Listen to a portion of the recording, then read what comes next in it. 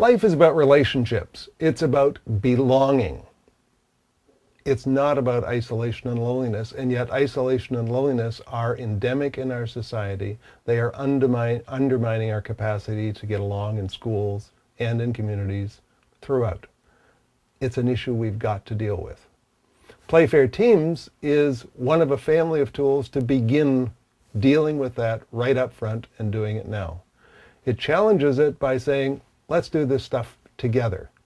And it's an invitation for students who are systematically excluded, who don't have an opportunity to join in, to be with other people and do things together.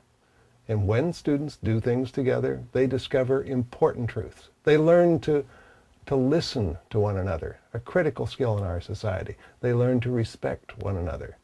They learn that everybody has gifts, and they respect them deeply. They learn that bullying doesn't work nearly as well as we thought.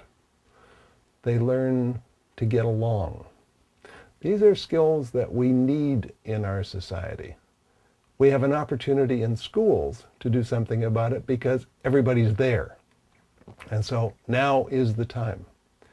And if we take this opportunity with PlayFair Teams and any other way to put people together, to do things together, to learn things together, we are tackling a lifelong problem, because students who are in school today are going to learn together, live together, work together, play together, worship together, or not, depending on whether we begin those critical teaching lessons now.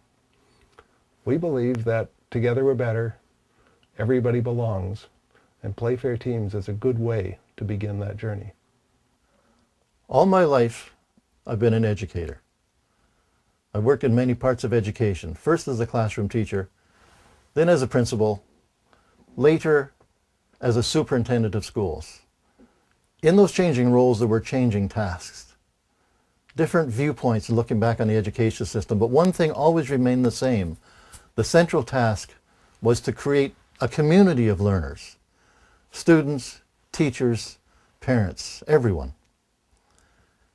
Within that desire to create a community of learners, we've continued to have challenges. First, we were challenged by the issue of gender. Could males and females learn together? We solved that. Then we had the issue of race. Could people coming from different races learn together? We haven't succeeded there yet fully, but we've moved a long way. In Canada, we're now faced with issues of varying ethnicities, varying languages, more so than we ever were before. But we have managed to bring those groups into the mainstream, into the fullness of community of schools. One group continues to elude us, and those are the people we call disabled. We have not viewed them as learners, but now we are beginning to. First, we did it through integration, where they could be part-time with the other students. Unfortunately, some people always remained apart in special situations, special settings. We're now moving into the phase, the reality of including all learners, all children in the community of schools. We are learning the lessons of how to work with those people in terms of their needs and their abilities, and to recognize that everyone has needs and abilities, and they can be together, they can learn together. Everyone is learners. And if we can accomplish that in schools, then we can do the same thing in the wider community when it comes to adulthood, adolescence, wherever people are in their communities. We can bring them all together in equity.